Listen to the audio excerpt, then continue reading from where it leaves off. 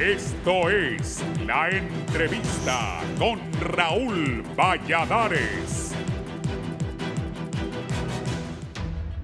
Los reportes de las últimas semanas de los hospitales públicos dan una idea clara del impacto de la pandemia de COVID-19 en la salud de la población de Honduras, que se adentra en la segunda ola de 10 meses de los 2 primeros casos declarados en marzo del año pasado en este país. A 3 días de arribar a 10 meses de confinamiento y restricciones económicas, el país supera 128.701 casos positivos y 3.285 decesos a causa del patógeno viral. El ambiente sanitario se agita debido a que referentes de opinión han detectado la llegada tardía de personas enfermas a los triajes y hospitales y no descartan la presencia de la cepa inglesa en el territorio nacional. Tesis reforzada al detectarse casos de personas que con 2 días con síntomas de COVID-19 rápidamente empeoran y en algunos casos mueren. A estas horas al menos 873 personas están hospitalizadas, 676 están en condición estable, 171 en condición grave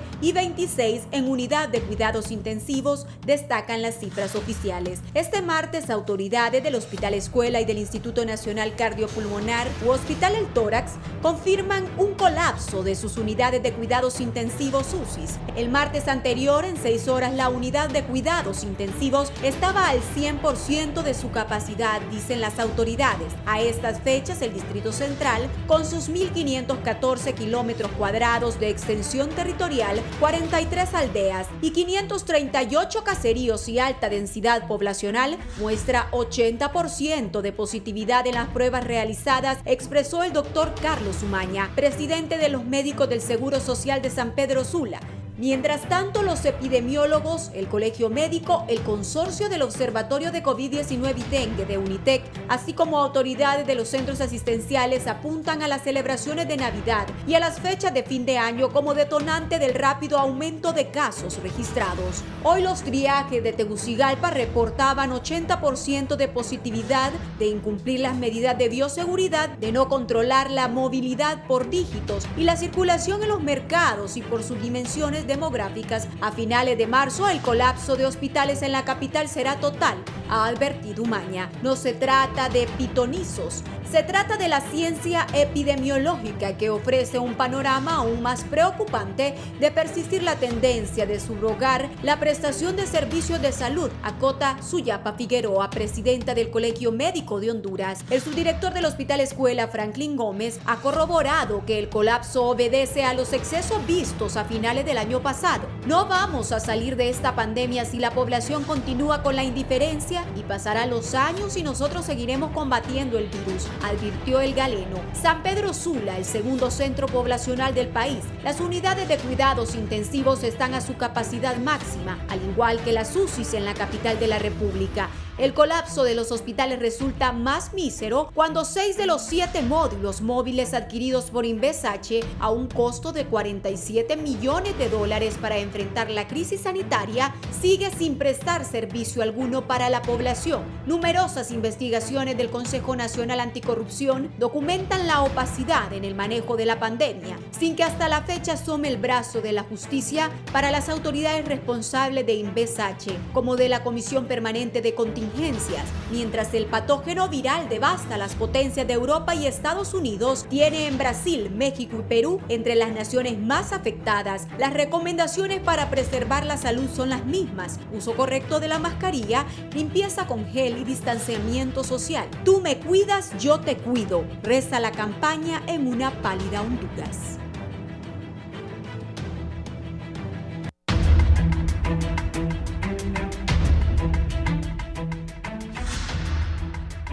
Buenos días, Honduras y el mundo. Gracias por estar con nosotros en la entrevista de Canal 11. Les saludamos desde Tegucigalpa, la capital de Honduras, en la colonia Miramontes. También, si va a salir en algún momento, nos puede sintonizar en Radio Visión Honduras 90.1 Tegucigalpa, 90.9 en San Pedro Sula, la 105.5 en el litoral atlántico, Ceiba, Ciudad Puerto de Tela, la 93.5 también en la zona central del país y la 90.3 en Choluteca. Gracias por estar con nosotros. Estos son los datos del Ministerio de Salud Pública en las últimas horas. Aquí están nuevos casos, 1066. Ayer sí se logró la meta, a mí me gusta ser justo, de hacer cerca de 3000 pruebas. Los nuevos casos son 1066, total de casos confirmados son 129.805 hondureños. Entre hoy y mañana, lo más seguro estaremos ya en los 130.000. Nuevos fallecidos, 8, datos que corresponde a varios días, dice el comunicado del gobierno. Total fallecidos, han muerto 3.294 personas en el país. El total recuperados 59.389, nuevos recuperados 88. Así están los datos. Voy a saludar a mis invitados de esta mañana. Inicio con el señor viceministro de Salud Pública, el doctor Roberto Cosenza. Viceministro, buenos días. Gracias por estar con nosotros en Canal 11. Buenos días, licenciado Raúl.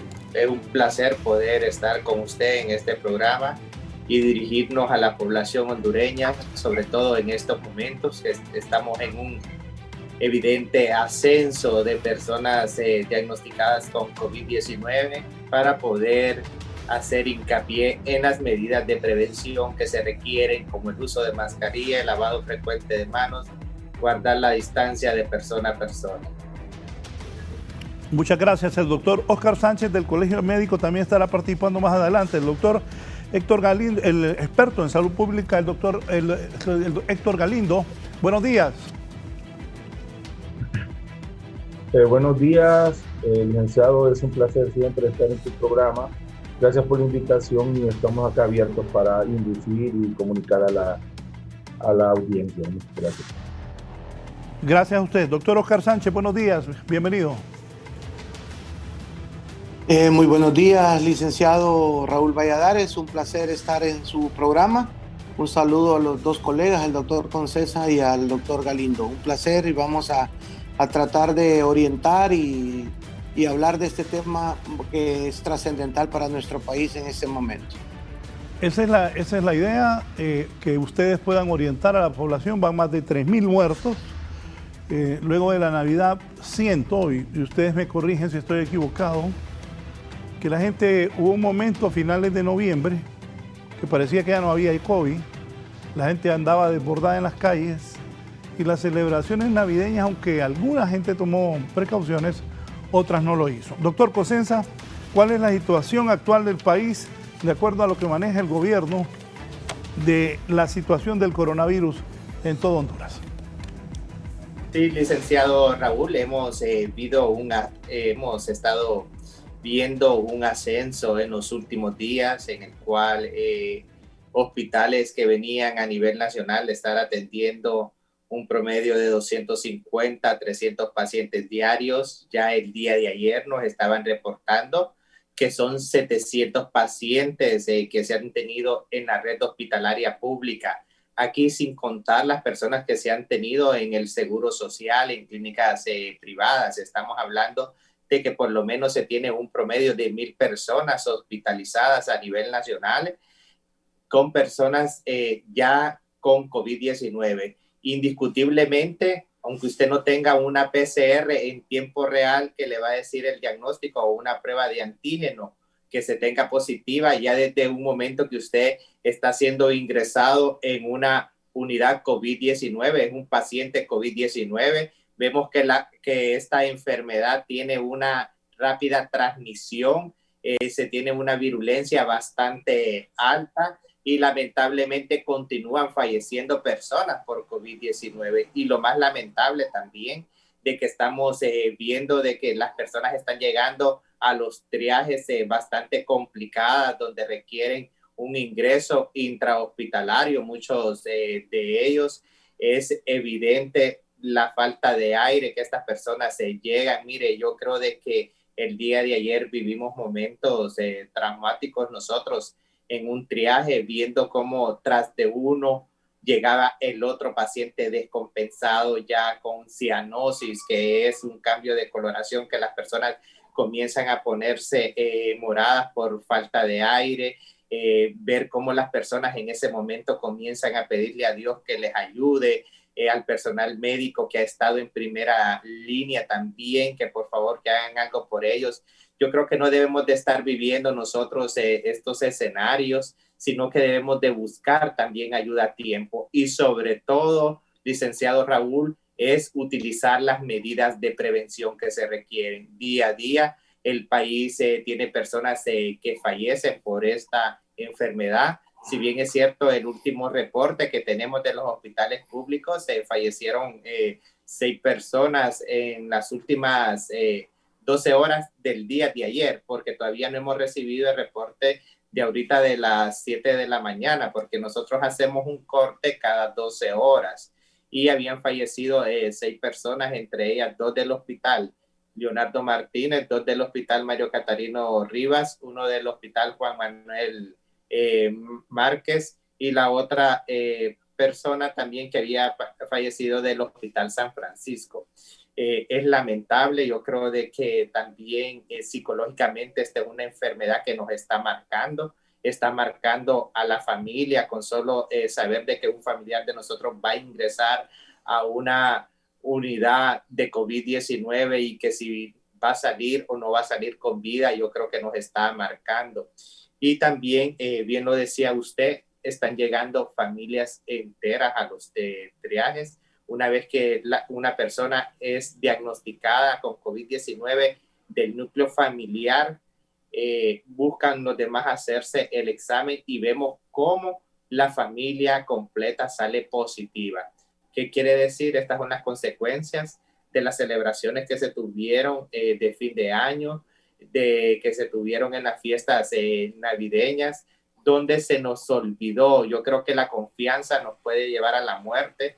Ya hemos confiado tanto que decimos, si no nos enfermamos en todos estos meses, ya no nos vamos a enfermar ahora. Mire, en cualquier descuido nos podemos enfermar, que vamos a requerir de un ingreso intrahospitalario. Yo creo que estamos viviendo a nivel mundial una crisis que se está viendo ya en otros países, como los hospitales están abarrotados, a pesar de que ya iniciaron con la vacunación en otros países, pero continúan los hospitales abarrotados en muchos países, hospitales ya colapsados, y esto no quiere decir que nosotros no podamos llegar a esos escenarios también. Nosotros no vamos a ser la excepción, así como han ingresado en otros países la COVID-19, así como se está viendo en otros países que ya los hospitales están abarrotados, nosotros también podemos vivir esos escenarios. Gracias.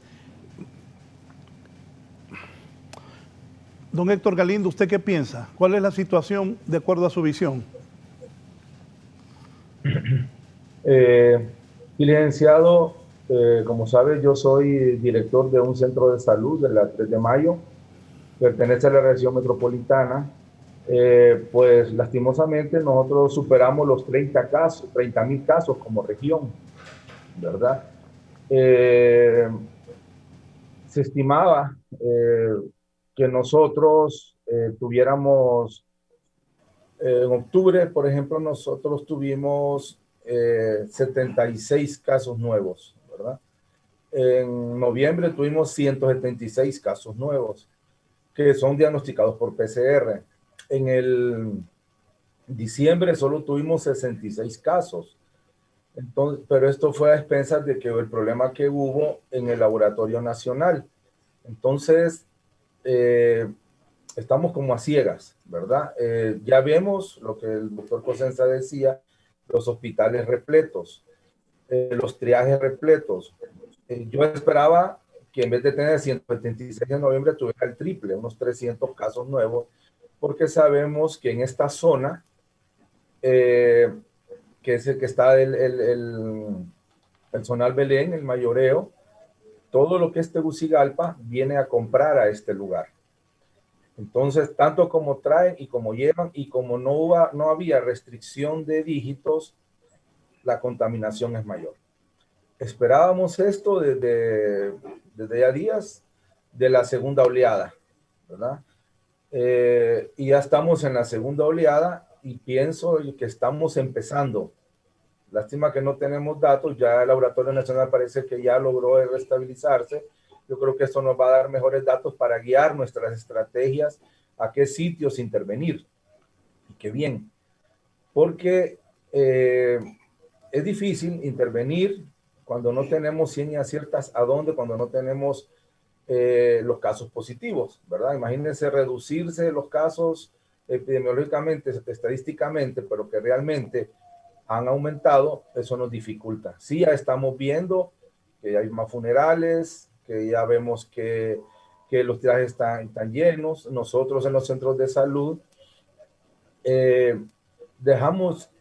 al inicio éramos los centros de triaje, acuérdense, ¿no? No habían centros de triaje, entonces nosotros hacíamos triajes, hacíamos clínica, los diagnosticamos por clínica, le damos tratamiento maíz, los despachamos y los vigilamos. Después vino los triajes, pues vino a descongestionar un poco. Ahora ya vemos que los hospitales están llenos, que los triajes están llenos y que nosotros, los centros de salud, ya venimos acá otra vez y nos vienen bastantes casos de nosotros. Por ejemplo, nosotros damos aproximadamente unos 5 tratamientos de maíz al día. O sea, tenemos sospechosos diarios de 5. Antes nos venían 5 a la semana, ahora nos vienen casi 5 al día. Entonces, esto pienso, ¿verdad? Así como de saludista y la vez que he creído que he hecho, y por los datos que nos ha proporcionado y por la experiencia que tuvimos anteriormente, que realmente venimos iniciando esta segunda oleada, el segundo pico de la epidemia. Creo que igual no está de más, nos aburrimos y yo creo que lo van a decir los otros panelistas. El aislamiento, ahora es más difícil porque no hay confinamiento ni selección de dígitos, pero usted hágalo solo, mantenga 1 metro de distancia por lo menos con todas sus personas, no se quite esa mascarilla, procure comer y comer solo, no compartir alimentos, ni cucharas, ¿verdad? Cuando distribuyan la comida se acostumbra en salud pública que se unen en un comedor a comer todos y los cubículos son pequeños. Divídanse, compartan menos, traten de comer más separados y a las personas igual.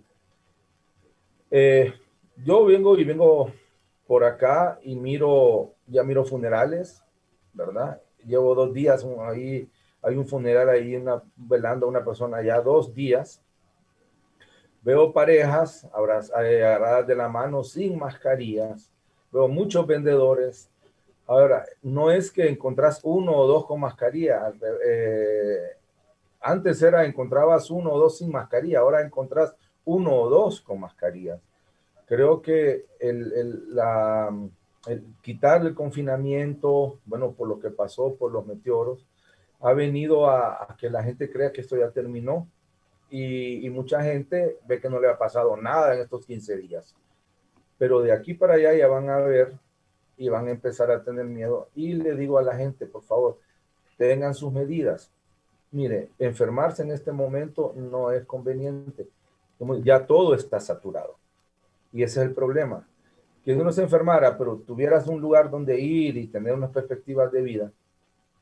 Pero cuando vemos que está todo abarrotado, tanto lo privado como lo público, va a ser difícil tu pronóstico va a ser malo. ¿Y cuál es la forma de evitarlo? Mantener las medidas de bioseguridad. Sí, usted me dice que está ahí en la 3 de mayo. ¿De qué colonia llega gente a buscar atención? Porque esa zona es bastante poblada aquí en Comayagüela.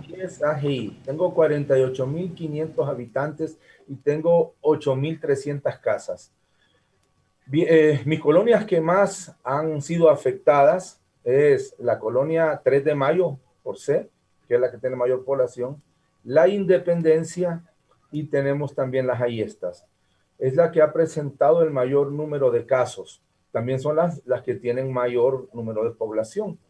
Entonces, son las más afectadas. Pero hemos tenido muertes focalizadas en unas colonias que hemos intervenido ya varias veces.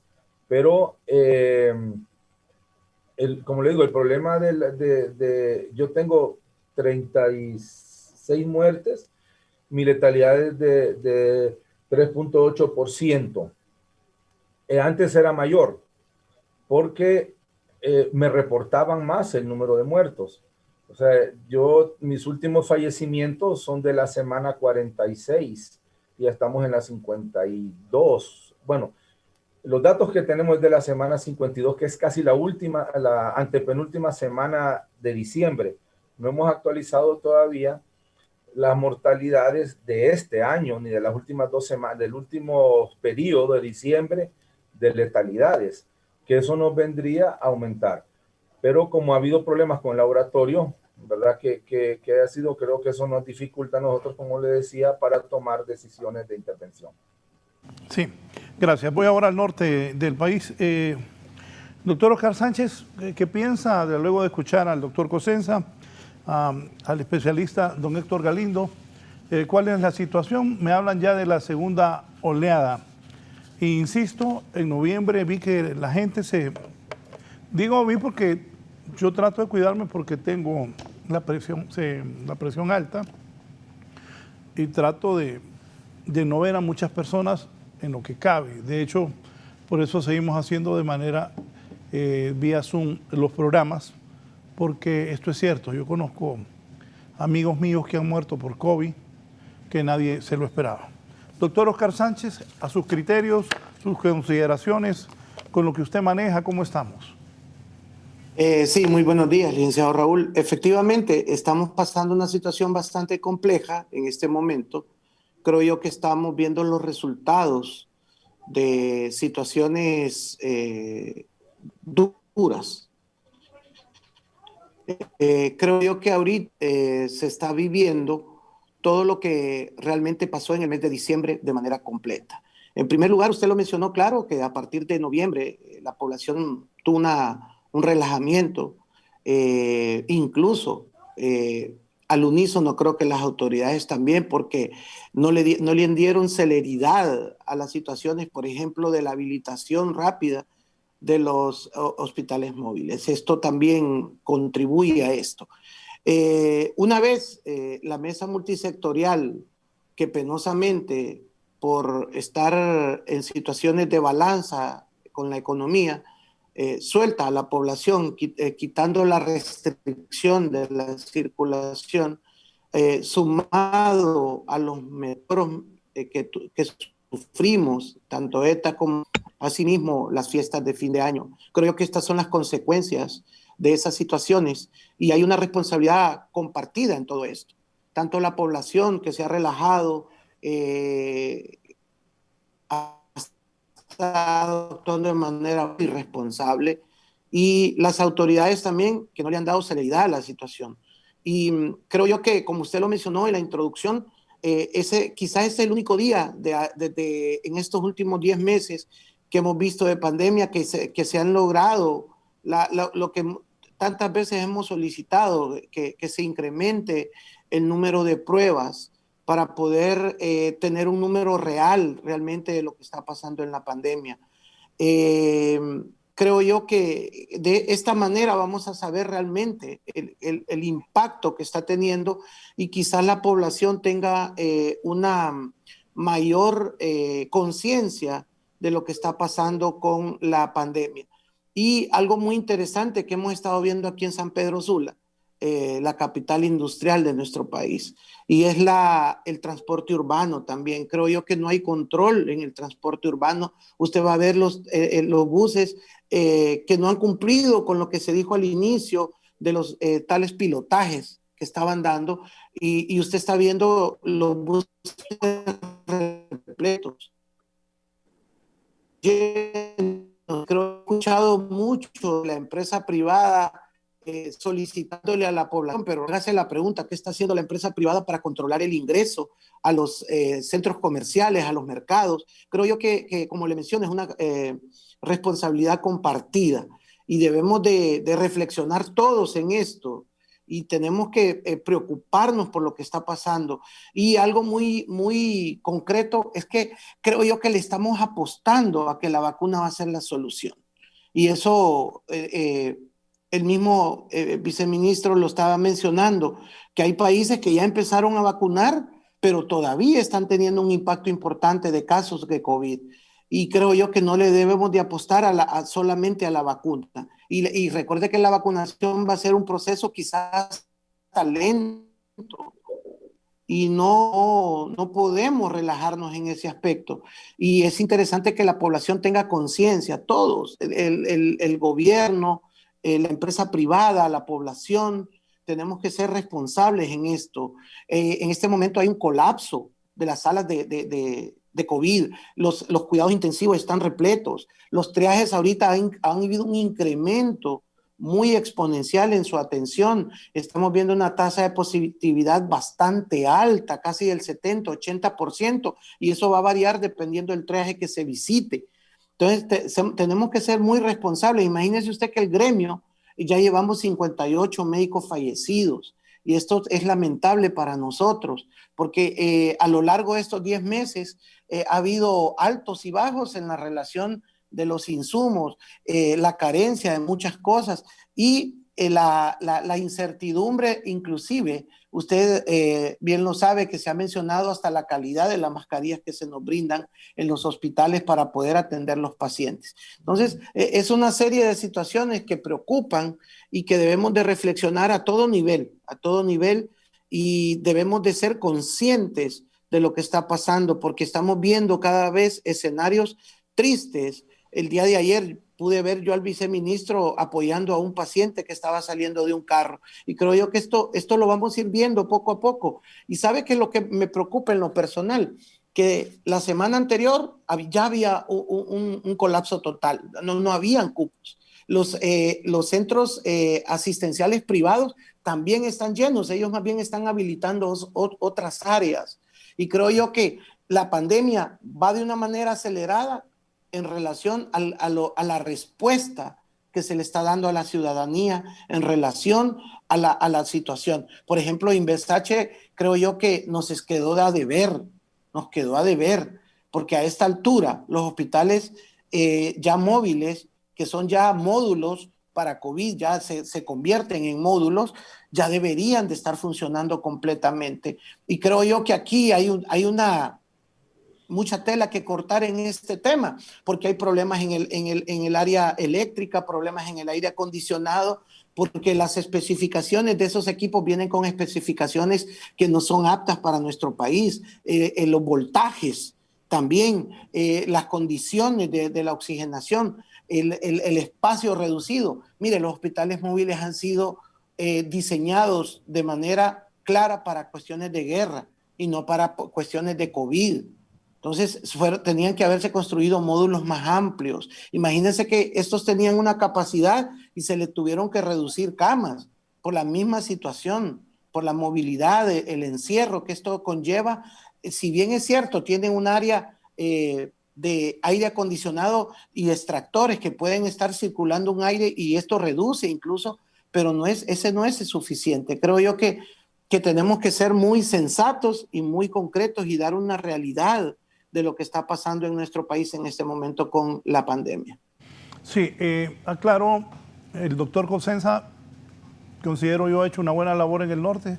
Lo acaba de relatar el doctor Oscar Sánchez, de que el doctor Cosenza está ahí, en la primera línea de batalla. Doctor Cosenza, que usted no tiene que ver nada con los hospitales móviles, pero ¿qué cree con su experiencia que ha compartido, como lo ha relatado el doctor Sánchez, a lo largo de estos 10 meses? ¿Qué se debe hacer con ese hospital móvil de San Pedro Sula? Y le pregunto específicamente de San Pedro Sula. No han funcionado, no es que nos han quedado a deber, nos deben todo y deben meter presos a los que hicieron eso, a esos hospitales móviles. Pero, doctor, ¿qué se puede hacer para que esos 1.000 millones de lempiras, 1.100 millones, no queden botados? Específicamente en el de San Pedro Sula, ¿cómo se puede habilitar? ¿Ha platicado usted con alguien? ¿Le han comentado de eso? Sé que usted está a cargo de atender el día a día a los enfermos y todo eso, pero sí es importante conocer qué piensan o si ha platicado con alguien de Inves que la gente pide que los quiten esa comisión interventora. No nos han quedado de ver, no hicieron nada, porque los hospitales no están funcionando. Doctor Cosenza, en este tema, por favor. Sí, mire, licenciado, Yo creo de que estamos nosotros ya en una pandemia. Lo más importante aquí es que funcione. Ya están los hospitales aquí, hay que ponerlos a funcionar. Si hablamos de necesidades de camas, tenemos necesidades de camas, tenemos necesidad de que estos funcionen. Y aquí en el departamento de Cortés, en el cual yo he estado asignado, ya ha estado en función, en el cual se convirtió como la unidad COVID del Hospital Mario Catarino Rivas. Es en lo que se deben de convertir en las unidades COVID de algunos hospitales para que pueda estar determinado número de personas ingresadas y que puedan ser atendidas. Y así los hospitales puedan tener una mayor capacidad de respuesta en el momento de ingresos. Aquí en San Pedro Sula, ¿qué se está haciendo con el Hospital Mario Catarino Rivas? Se tiene esa unidad de COVID. La que funcionaba anteriormente, que era la sala de Santos Inocentes, va a también ser habilitada para que se tenga un mayor número de espacios y se está ya reparando lo que es el cuarto piso del Hospital Mario Catarino Rivas para poder tener un número de espacios. Pero aquí también no solo pasa por tener un número de camas, por tener una infraestructura. Esto se debe de complementar, esto lleva infraestructura, lleva un equipamiento adecuado y lleva lo más preciado que nosotros tenemos, es nuestro recurso humano, que sabemos que nuestro recurso humano también es limitado. Nosotros tenemos necesidades de especialistas por las situaciones complejas de estos pacientes, porque estos pacientes nosotros no los podemos tratar tan bien, licenciado Raúl, como una receta de cocina. Nosotros la medicina no la podemos ver de esa forma, de que vamos a decir cuando usted hace un pastel, le pone 3 tazas de harina, 6 huevos, tanto de leche. No, aquí se tiene que ver individualmente el paciente, hay que verlo individualizado. Cada paciente es un trato diferente. Yo siempre lo voy a decir, mire, estamos ante un enemigo oculto, que la ciencia lamentablemente, si bien es cierto, hoy en día tenemos una vacuna que históricamente es la vacuna más rápida que ha surgido durante la historia, pero no tenemos un tratamiento específico para la COVID-19. Nosotros no podemos decir que con este medicamento no nos vamos a enfermar de la COVID-19. No podemos decir que con este medicamento nos vamos a curar también de la COVID-19. Y siempre lo voy a decir.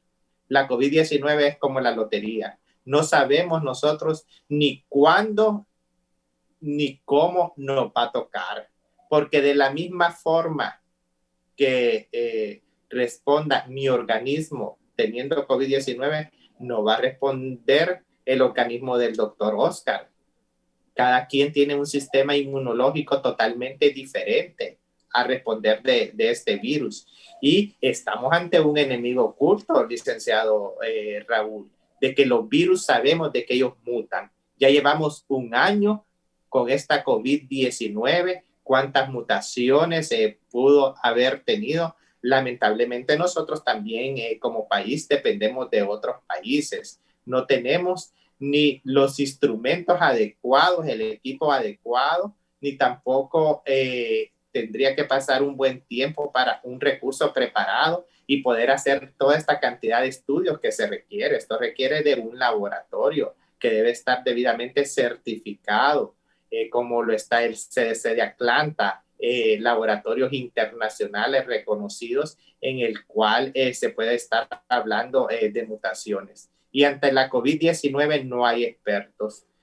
Todos los países están enfrentando esta situación. Estamos navegando ante lo desconocido. Después de un año de tener la COVID-19, continuamos prácticamente con lo mismo. Incluso, bien lo decía el doctor Oscar, mire, países que ya tienen la vacuna están enfrentando esta situación bastante crítica. ¿Cuántos muertos en Estados Unidos? ¿Cuántas personas ingresadas tiene Estados Unidos en este momento? Y Estados Unidos siendo la potencia mundial. Estados Unidos donde ya iniciaron con esta vacuna y siguen teniendo los mismos escenarios. Una vacuna también, si bien es cierto, nos va a ayudar pero no es que eso va a ser la solución de la noche a la mañana. No quiere decir de que la vacuna ingresa el día de hoy y que ya mañana todo el mundo va a estar vacunado y que a los 3 días nosotros vamos a adquirir esa inmunidad de rebaño que tanto nosotros deseamos. La vacunación es un proceso bastante largo, licenciado Raúl, y que es un proceso también donde todos los países estamos luchando por una vacuna. Ningún país tiene los millones de vacunas de un solo para poder aplicarlas, y aún así tuviera las vacunas, los millones de vacunas de un solo. No es que vamos a ir a vacunar también de una forma desordenada, no. Esto lleva un procedimiento, es un personal también de salud que pone estas vacunas. Entonces yo creo de que algo que sí nosotros tenemos muy evidente, que esta es una responsabilidad compartida, en el cual lo mejor que nosotros tenemos es el uso de mascarilla, el lavado frecuente de manos, guardar la distancia de persona a persona. No es el momento de estar en fiestas, no es el momento de seguir compartiendo con las personas, y sobre todo en este preciso momento. En este momento que nosotros debemos de ser más severos con las medidas de bioseguridad para salvaguardar nuestras vidas, cuidar también a nuestras familias. Eso es de mucha importancia. Aquí también, mire, no es tener aquella gran cantidad de camas en los hospitales. Aquí es evitar enfermarse de la COVID-19, porque no sabemos si el día de mañana que entremos a una unidad de COVID-19 vamos a salir con vida o no vamos a salir con vida.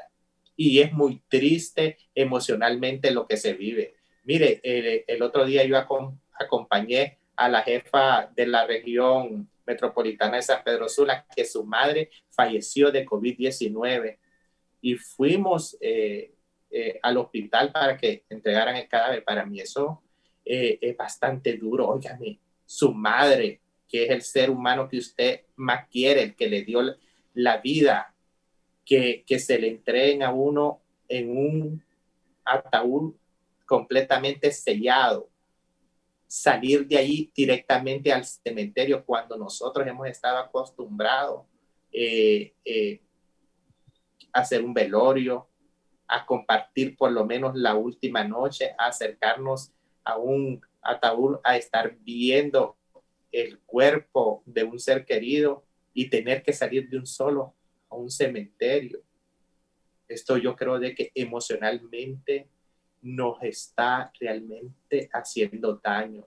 Ver cuánto personal de salud también se ha enfermado. Nuestro personal de salud también, indiscutiblemente, que seamos médicos, licenciados en enfermería, auxiliares, hay personal de limpieza, de cocina, trabajando en estas unidades. Está cansado también, licenciado Raúl. Mire, aquí en el departamento de Cortés, para ponerle un ejemplo, venimos en el 2019 de haber tenido una epidemia del dengue que no la habíamos tenido anteriormente. De ahí entramos siendo el epicentro de la COVID-19. Vienen las tormentas tropicales ETA e IOTA hace 2 meses que recién pasaron. Nuestro personal ha tenido que dar el frente. Tuvo que también ir a trabajar a todos estos albergues para evitar brotes. Y gracias a este recurso humano que se ha tenido, se evitaron brotes después de estas lluvias de otras enfermedades que podrían llegar a convertirse en epidemia y todavía hacer más grande esta crisis. Yo creo de que esta es una responsabilidad que, bien lo decía el doctor Oscar, tiene que ser compartida. Si nosotros no somos conscientes, si nosotros no nos hacemos responsables, no esperemos que tengamos un familiar en estas situaciones o que vaya a fallecer un familiar para poder creer y poder tomar las medidas de prevención. Ya tenemos personas, amigos nuestros que han fallecido. Mire, tanta persona conocida. Si solo aquí en el gremio de la comunicación hay personas que han marcado un antes y un después, titulares que han estado en los medios, comunicadores que día a día salían fallecieron de COVID-19. ¿Cuántos colegas nuestros, médicos también, que han significado tanto como el doctor enamorado, intensivista, que andaba en estas unidades de cuidado intensivo, también nos han marcado que han fallecido? Se lo digo, el doctor Pablo Ulloa, ¿cómo no lo voy a recordar si cuando esto inició íbamos a los hospitales a poder entregar equipos de bioseguridad a las personas, y hoy no está con nosotros a consecuencia de la COVID-19? Así que yo creo de que todos debemos de ser conscientes, no llamarnos a la confianza. La confianza nos puede llevar a la muerte. Estamos ante un enemigo totalmente oculto, donde no hay un tratamiento específico para poder curarse de la COVID-19, ni tampoco que nos va a evitar enfermarnos de la COVID-19. Así que yo creo de que tenemos que seguir luchando. Tenemos que prácticamente todo este 2021 va a ser de una lucha contra la COVID-19, porque indiscutiblemente que inicia a venir la vacuna y venga el primer lote a Honduras en febrero, nosotros vamos a tener que continuar con las medidas de bioseguridad. Y de esta enfermedad nos ha tocado aprender a todos. Día a día vamos aprendiendo. Nos tocó como generación vivir una pandemia y la tenemos que enfrentar. Yo creo que nunca nos hubiera gustado enfrentar como generación lo que es una pandemia de COVID-19, ni tampoco nos gustaría de que otras generaciones lo enfrentara, porque nos ha tocado ir aprendiendo con el día al día, y expertos contra la COVID aún no los hay. Nos toca estar aprendiendo, licenciado Raúl. Sí, gracias. Voy a hacer una pausa para luego seguir con el aspecto, con el doctor Galindo, que es experto en estos temas de salud. También preguntarle a él sobre el hospital móvil de Tegucigalpa, ¿qué piensa? Ya oyeron ustedes cuántas colonias y cuántas personas tienen que atender ahí por la zona de la 3 de Mayo. Unos mensajes de importancia y continuamos desde la entrevista de Canal 11 y Radio Visión Honduras. Comunicado. Empresa Energía Honduras denuncia actos preparatorios de expropiación a la inversión extranjera. Ante la inseguridad jurídica y la lesión del equilibrio contractual que enfrenta Empresa Energía Honduras en el marco de la ejecución de sus funciones, concatenado con las falsas y maliciosas publicaciones recientemente divulgadas en algunos medios de comunicación escritos de la nación, dejamos constancia escrita de lo siguiente. En reunión sostenida en Miami, Florida, con autoridades de gobierno de Honduras, representadas por el secretario de Estado en el despacho de la presidencia, Eval Díaz, el secretario de Estado en el despacho de finanzas, Marco Midense, comisionados integrantes de la Comisión Interventora de la Empresa Nacional de Energía Eléctrica, Rolando Leambu y Januario Hernández, además de 6 miembros integrantes de dicha delegación, fue anunciado a Empresa Energía Honduras que de no lograr un acuerdo satisfactorio a los intereses del gobierno en la negociación del contrato, la acción a seguir por parte de este sería la toma de control del fideicomiso. 2. Dicha amenaza tomó forma con la publicación y puesta en vigencia del decreto ejecutivo PCM-081-2020, en el cual se le otorgó al concedente del contrato de APP la presidencia del referido Comité Técnico de Fideicomiso. 3. Ante dicho acto arbitrario, Empresa Energía Honduras interpuso recurso constitucional de amparo ante la Corte Suprema de Justicia. Respecto de la vulneración de derechos fundamentales reconocidos en la Constitución de la República de Honduras y ante el temor de que sin la existencia de ningún contrapeso que pondere el equilibrio en cualquier decisión a ser tomada en el seno del Comité Técnico de Fideicomiso, estas se tradujeran en una grave y potencial violación de nuestros derechos, particularmente el derecho a la propiedad privada. 4. El día 12 de enero de 2020, la comparecencia de los señores Alan Romero y Denis Hernández en representación de la Empresa Nacional de Energía Eléctrica, Santos Ariel Rodríguez en representación de CEFIN, Rafael Medina en representación de Fiduciario, la Estene y Empresa Energía Honduras en sesión ordinaria del Comité Técnico de Fideicomiso número 121, los temores previstos se empezaron a materializar ante la celebración de una sesión del comité carente de toda garantía de los derechos de inversionista operador. en el que se evidenció una alteración en el funcionamiento normal y conformación del comité técnico del fideicomiso, algo imprevisible para el inversionista operador al momento de someterse a la licitación. Tanto la conformación del comité como el proceso de licitación están regulados en el contrato de fideicomiso aprobado por el Congreso Nacional. Por ende, esta situación constituye un cambio notorio, considerable y unilateral al marco legal y equilibrio del contrato. Hacemos énfasis en la conducta que deben observar los funcionarios públicos y que cualquier acto que produzca perjuicio al Estado de Honduras será objeto de las acciones de repetición que correspondan. 5. Debido a esta reforma unilateral de las normas que rigen el proyecto, se configura la infracción al derecho privado de las partes contractuales y especialmente del inversionista operador, puesto que un contrato de esta naturaleza solo puede ser reformado o modificado cuando existe consentimiento de las partes, siendo oportuno referir que existe en este contrato de APP un mecanismo de modificación del mismo procedimiento contractual, que fue olímpicamente obviado por el Ejecutivo de Honduras y ahora por los demás miembros integrantes del Comité Técnico del Fideicomiso. 6. Adicional a ello, mediante publicaciones malintencionadas en algunos medios de comunicación, se quiere responsabilizar a EEH de la no existencia de una estructura hospitalaria para atender el COVID-19 y la no existencia de vacunas para la atención de dicha pandemia, con la intención de distraer a la población hondureña de otros problemas graves que afectan a la ciudadanía. 7. Asimismo, han faltado estos medios de comunicación a la verdad, al indicar que EEH no ha solucionado el problema de las pérdidas en el sector de energía eléctrica, ignorando que la solución a esta grave problemática en el mercado eléctrico hondureño no depende de un solo actor, como malintencionadamente se pretende señalar.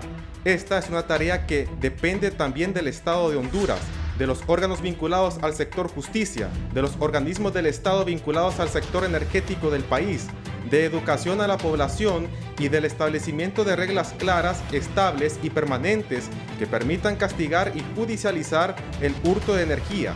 8.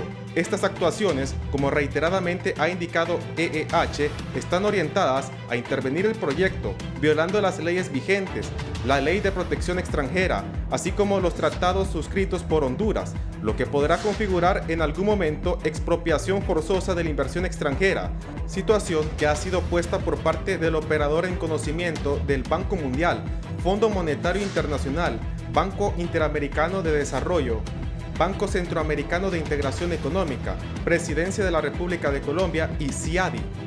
9. Lamentamos que el banco fiduciario, en su condición de estructurador del proyecto, no observe sus obligaciones de garante de los derechos de todas las partes contractuales.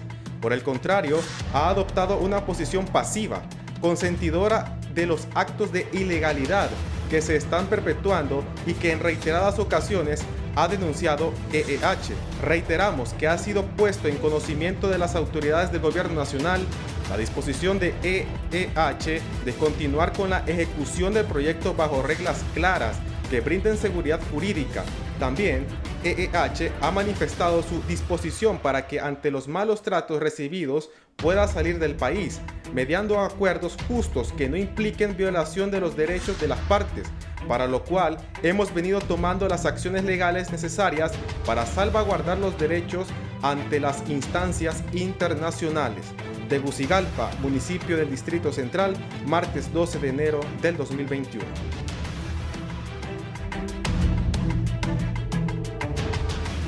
Continuamos, es obligatorio preguntarle a don Héctor Galindo, que ve tanta gente ahí en esa zona, ¿qué piensa él de los hospitales móviles? Hay uno aquí en Tegucigalpa que ya día vino y no está funcionando. ¿Qué comentarios tiene sobre esto, doctor? Sí, primero pues quiero iniciar a unirme, ¿verdad?, a las felicitaciones por el gran trabajo que ha hecho el doctor Cosenza ahí en San Pedro Sula, en todo Cortés, ¿verdad? Él lo conocí, yo era jefe del programa VIH y su primer cargo fue jefe del CAI de Cortés, si no me equivoco, doctor, ¿verdad? Cuando recién vino usted de Cuba. y con buen desempeño, ¿verdad? En su cargo, y ahí toda su carrera la hemos seguido. Yo creo que ha sido bastante bueno, y qué bien, ¿verdad? Para Cortés, que usted ha llegado ahí a darle una dirección y un ritmo, un buen ritmo al funcionamiento de la Secretaría de Salud ahí. Con respecto a los hospitales, mire, yo tengo un diplomado en gerencia hospitalaria.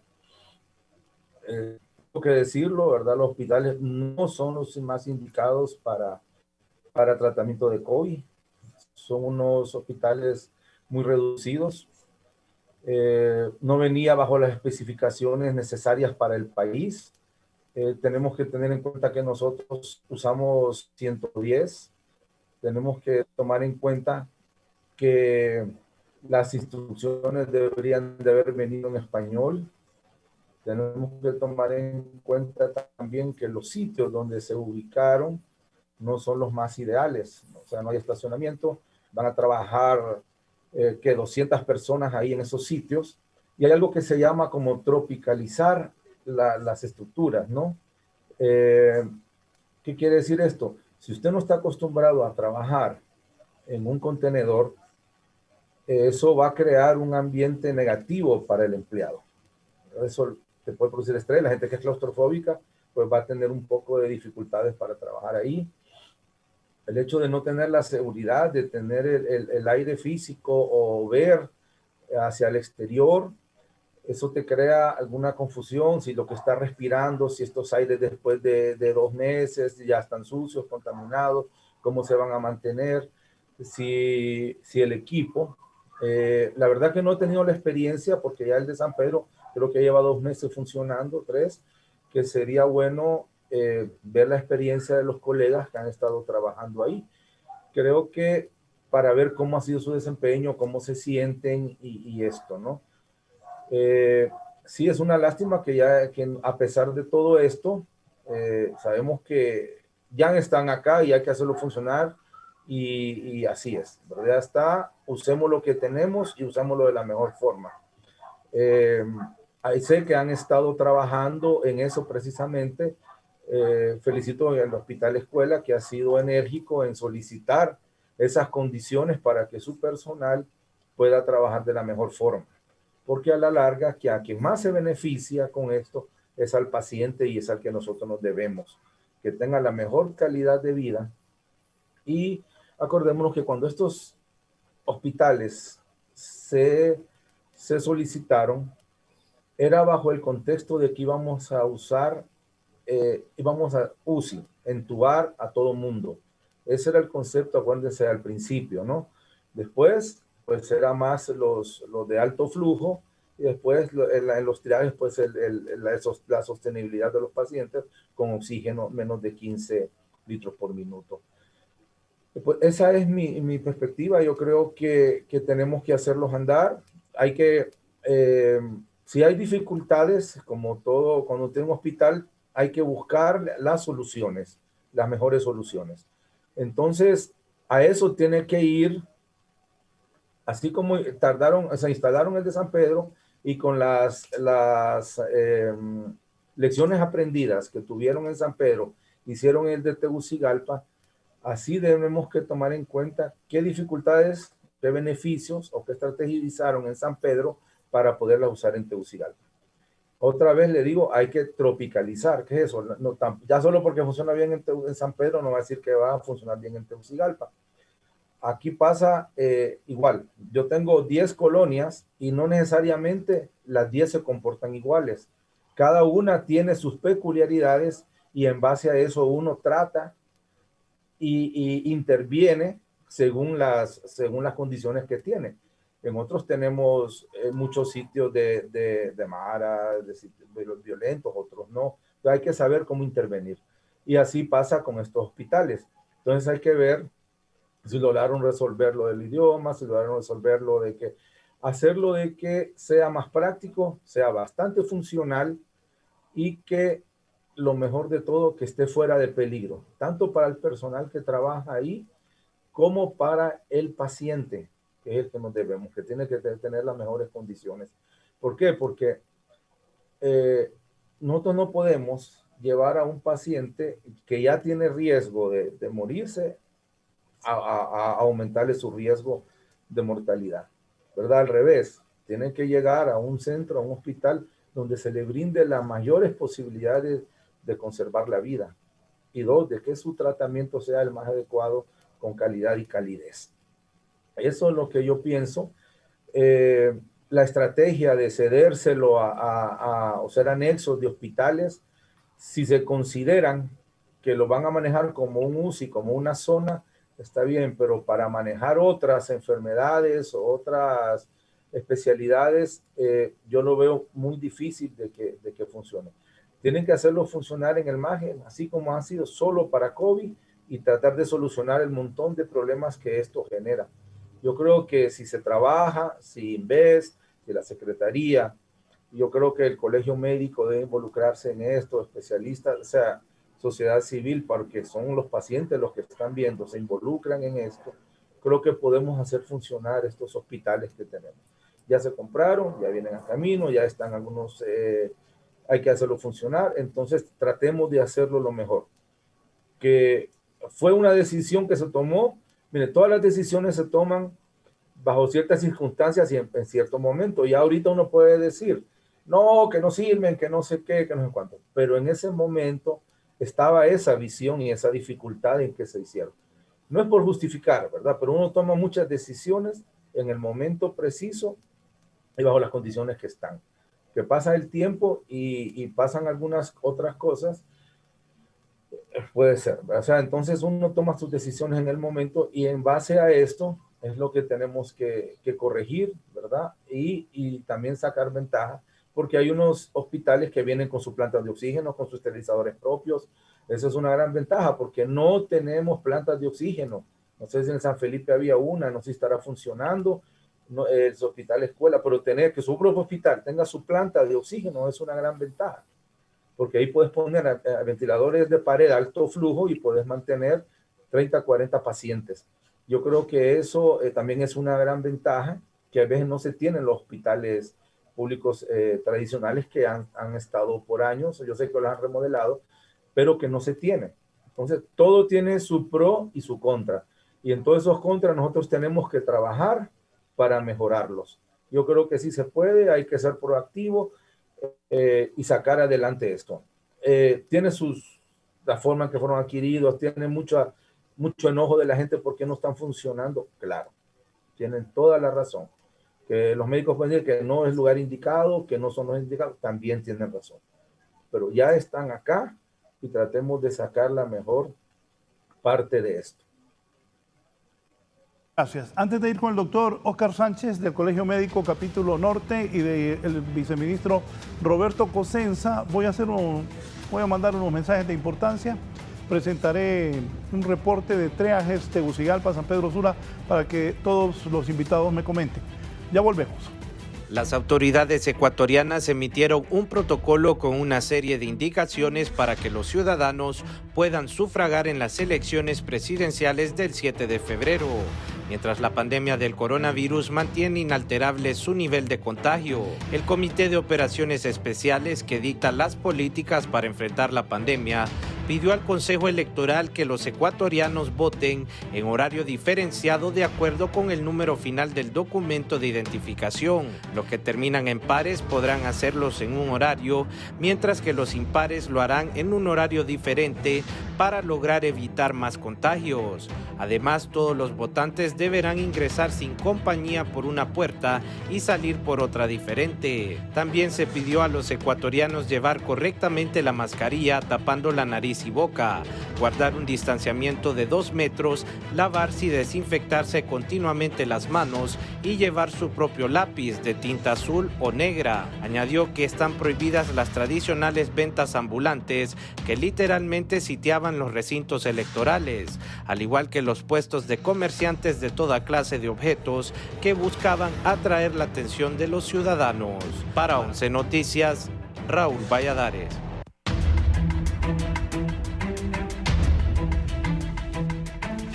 Me parece bien lo que están haciendo las autoridades del Ecuador, un protocolo para las elecciones. Nosotros vamos a internas en marzo de los partidos Libre, Liberal y Nacional. Ojalá también se emita un protocolo para la votación ese día de parte de todos los hondureños que van a acudir a votar por uno de esos partidos que sea de su preferencia. Un rápido informe desde los triajes antes de seguir con mis invitados. Gisela Calix en Tegucigalpa. ¿En qué triaje está Gisela y cuál es la situación? Buenos días. Así es, buenos días, licenciado, y a los televidentes de la entrevista, también a sus panelistas. Me encuentro en el triaje del Centro Cristiano Internacional.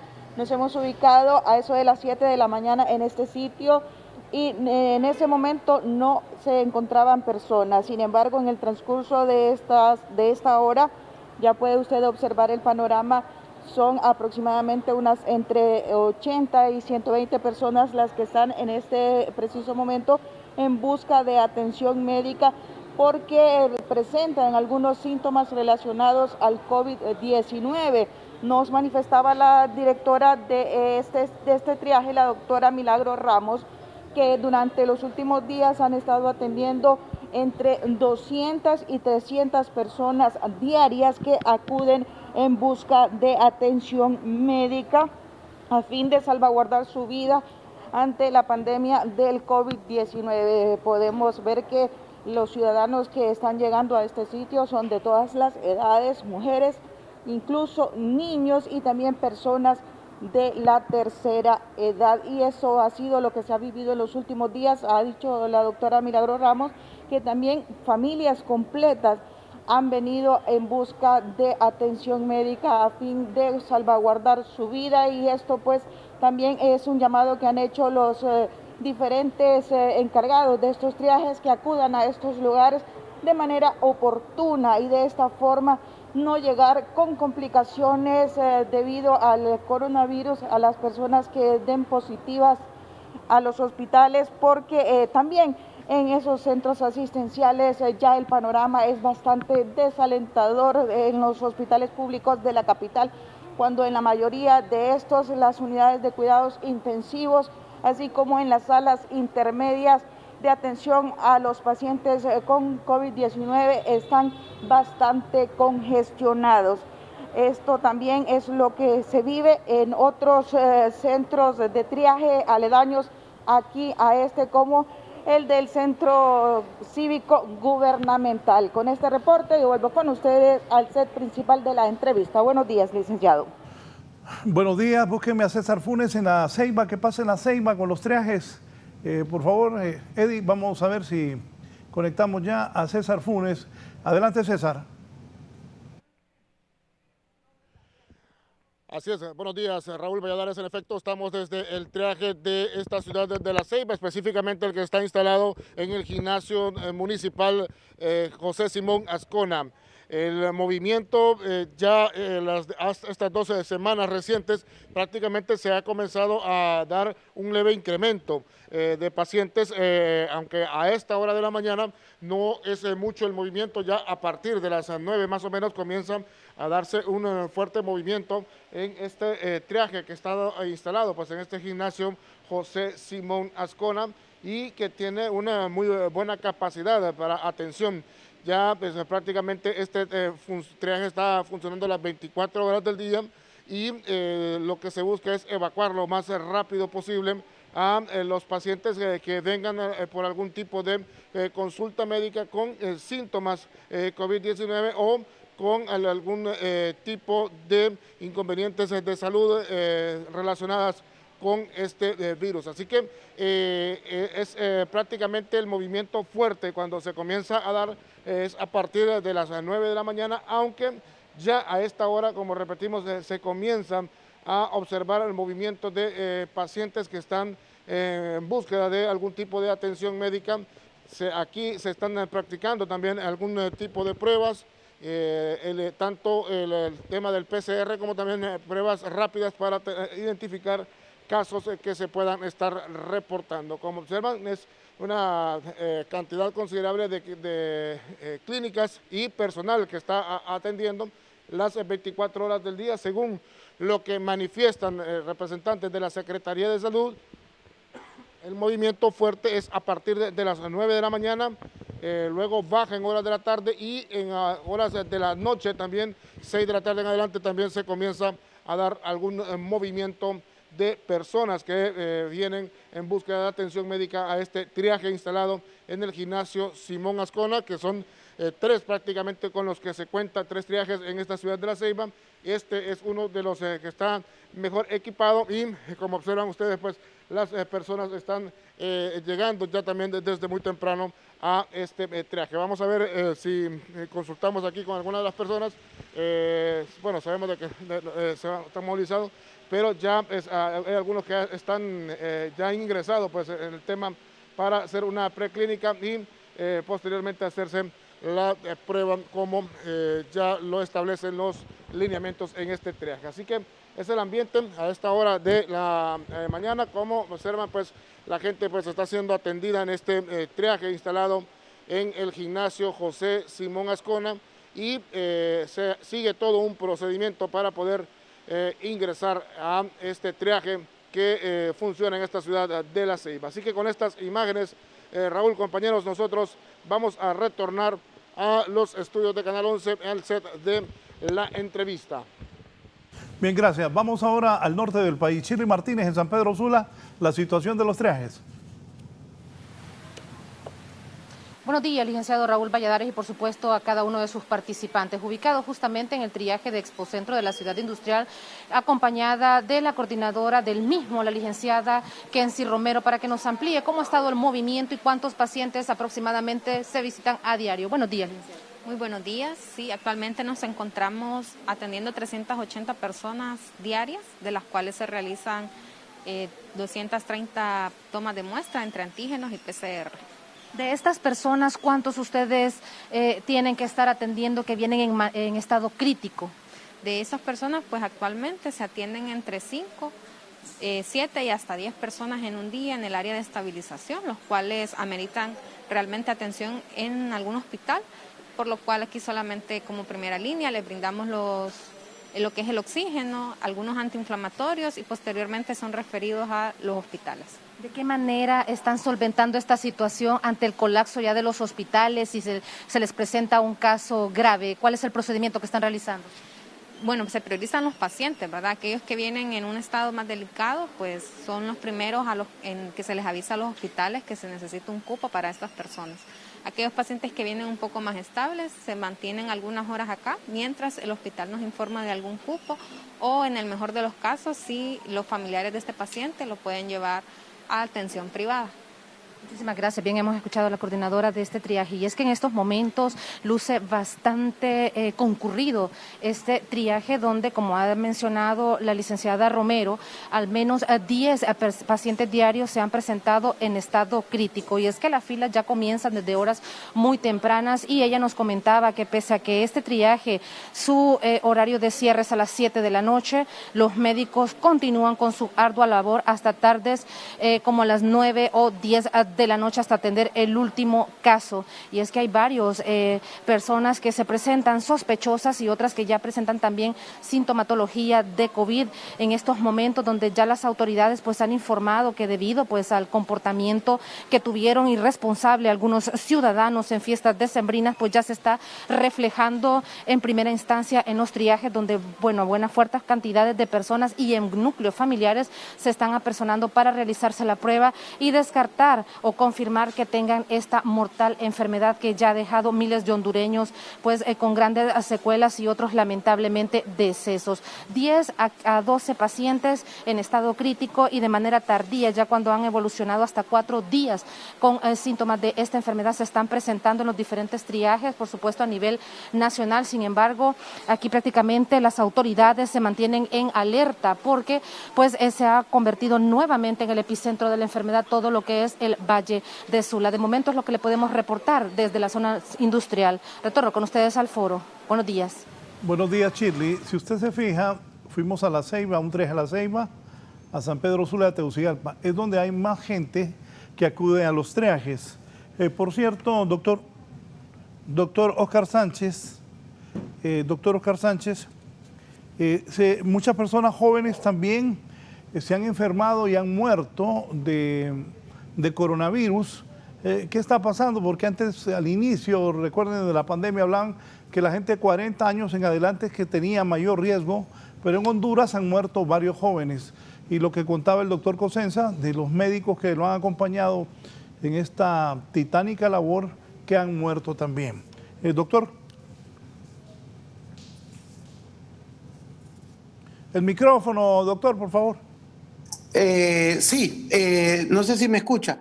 Le decía, es un fenómeno muy interesante lo que usted toca, porque en esta condición podemos hablar de que ya existe una mutación del virus, que obviamente a lo largo de estos 10 meses de pandemia, las condiciones de las cuales el virus ha andado circulando en nuestro país, ha entrado, ha salido. Creo yo que este fenómeno, como cualquier virus, este es un virus ARN, y los virus ARN tienden a tener esta característica de mutación, muy fácilmente mutan. Yo creo que no es la excepción el virus del COVID.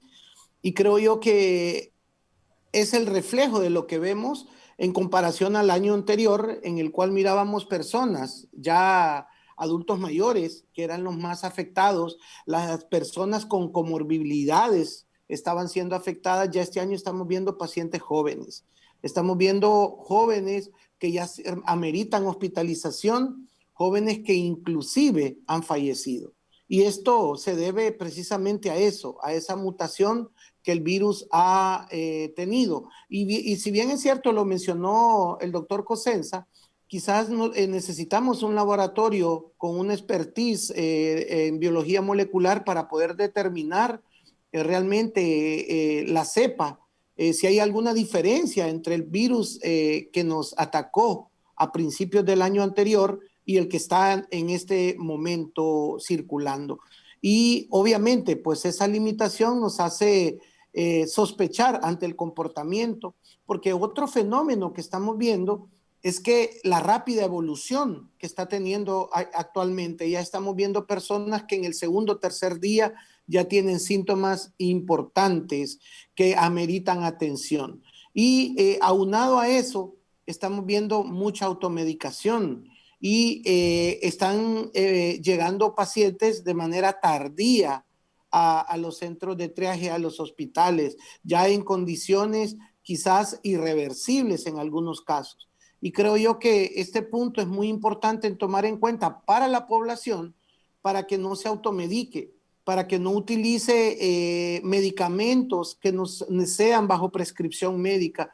Y yo creo que quiero hacerle un llamado al ARSA en este aspecto. Creo yo que esta es una oportunidad muy importante, todo esto de la pandemia, para poder regular de manera real que solo vendan las farmacias con prescripción médica y no que haya libre de venta de medicamentos, porque incluso vimos que el fenómeno, por ejemplo, con la hidroxicloroquina, que de repente ya no había en los centros, en las farmacias, producto de la venta libre. Creo yo que este fenómeno también tenemos que combatirlo, la automedicación, para que los pacientes se acerquen de manera oportuna a una atención médica y no poder ver pacientes que llegan de manera tardía. Y este fenómeno creo yo que nos está impactando aún más alrededor de todo lo que está pasando.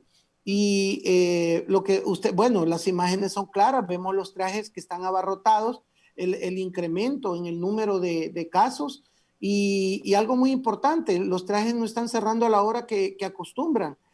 Ahí se están extendiendo las horas precisamente porque vemos personas que salen de su trabajo y se dirigen al triaje porque realmente en el trabajo se sienten incómodos o con algún síntoma.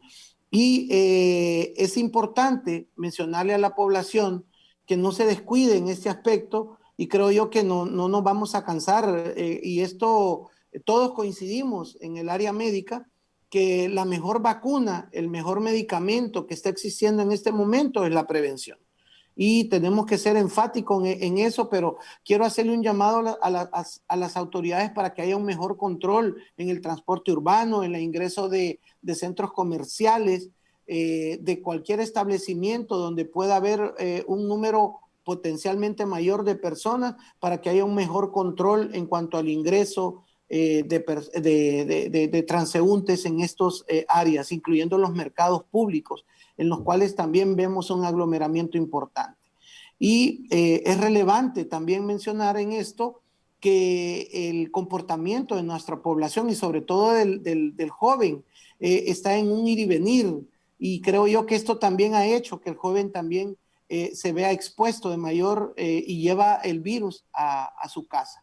Entonces, ese es un llamado muy importante a la población para que tome en cuenta esto y recuerde que todavía estamos en pandemia, que todavía hay casos y ojalá que las autoridades le den más celeridad a muchas cosas que están sucediendo, sobre todo la habilitación de los hospitales móviles, que esto ha sido un total fracaso. Definitivamente este tema ha sido el problema más grande que ha enfrentado las autoridades del ministerio, porque imagínense usted que se está mencionando que los interventores de INVES van a prolongar su estadía en esa institución. Creo yo que los resultados hablan por sí solos y no deberían de continuar en ese puesto.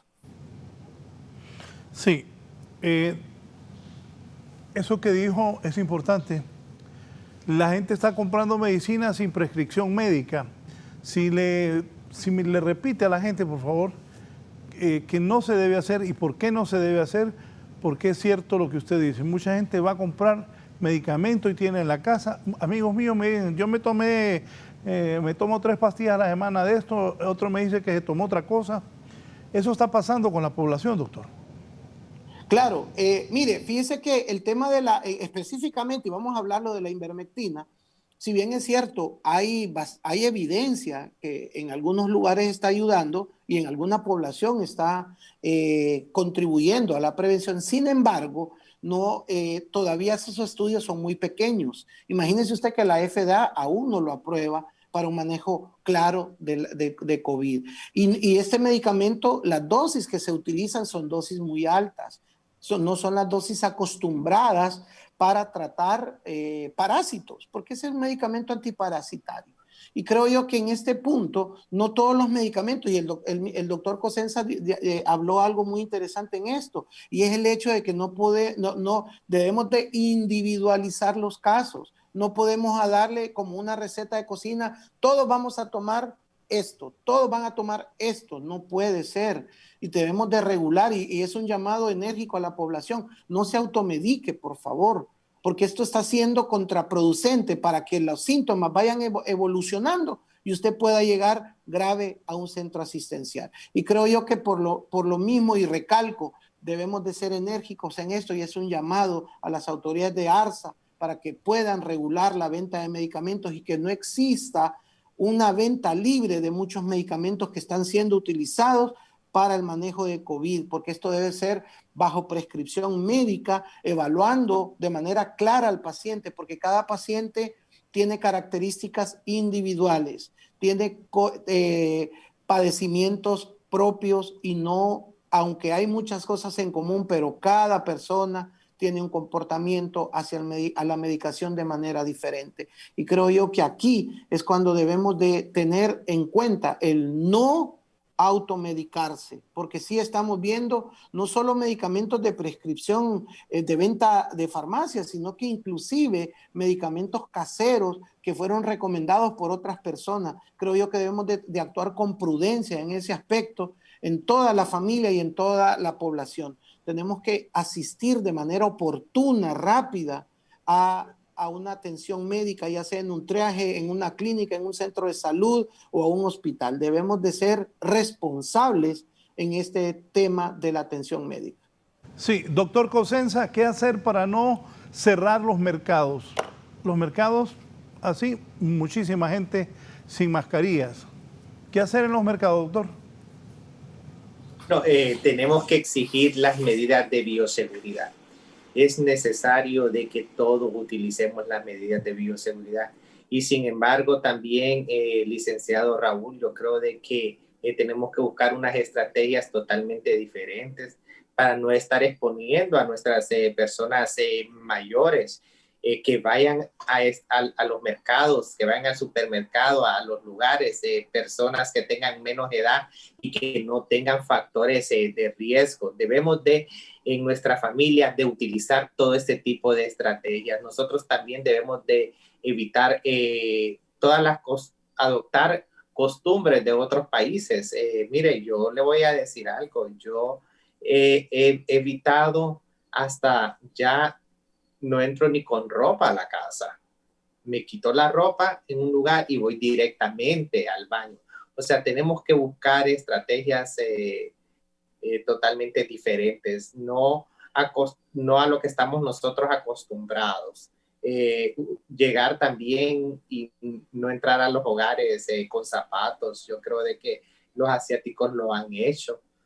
Los asiáticos, esta gente no acostumbra a entrar con zapatos a los hogares, utilizar mascarilla, hacer la parte nuestra, que la mascarilla sea como cuando nosotros para salir tenemos que utilizar el par de zapatos, que sin ellos no salimos a la calle. Entonces, sin la mascarilla no salir a la calle.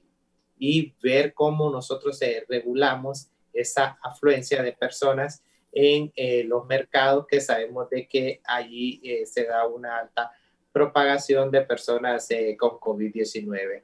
Utilizar en todo momento las medidas de bioseguridad, no pegarnos de una persona a la otra, evitar aquellos saludos. Nosotros yo creo que somos muy cariñosos también, pero evitar en este momento estos saludos. Mire, yo le voy a decir, y yo anduve en un mole en estos días y ya la gente ha vuelto a ponerle la mano en el hombro, a tocarlo, a darle el abrazo. O sea, nos hemos olvidado realmente que no debemos de continuar con esos saludos tan cariñosos. Tenemos que guardar la distancia, licenciado Raúl, y tenemos que utilizar las medidas de bioseguridad. No es el momento. Estamos en una situación bastante crítica y, como le digo, aquí es evitar tener el mayor número de personas contagiadas. Debemos de evitar tener el mayor número de personas ingresadas en los hospitales, porque las personas se descompensan en cuestión de minutos. Mire, ante lo agresivo que se está comportando la COVID-19, nosotros vemos como algunos pacientes en cuestión de horas su saturación baja y lamentablemente ya requieren de un cuidado más especializado, requieren de ir a una unidad de cuidados intensivos, y hemos visto que estas personas lamentablemente que ya son intubadas en una unidad de cuidados intensivos, muy fácil logran sobrevivir a la COVID-19. Muy difícil logran sobrevivir a la COVID-19. Se habla de un registro de 7,000 muertos con protocolos de COVID-19 en las casas funerarias. ¿Habrán diferencias entre los registros de las autoridades de SINAGER y los muertos, como habla la gente, dueños de funerarias, doctor? Sí, mire, licenciado Raúl, este es un tema en el cual se tiene de que ver más a profundidad. Hay que ver de que todo paciente que sale de una unidad COVID y que lamentablemente falleció, es enterrado como paciente COVID porque se le da una acta de defunción. Y en esa acta de defunción, ahí se pone pacientes sospechosos de haber fallecido por COVID-19. Y el entierro que se le da un entierro de un paciente de COVID-19. Estuvo, aunque sea 24 horas, pero lo estuvo en una unidad de COVID-19. Realmente, ¿qué es lo que ha pasado en esta situación?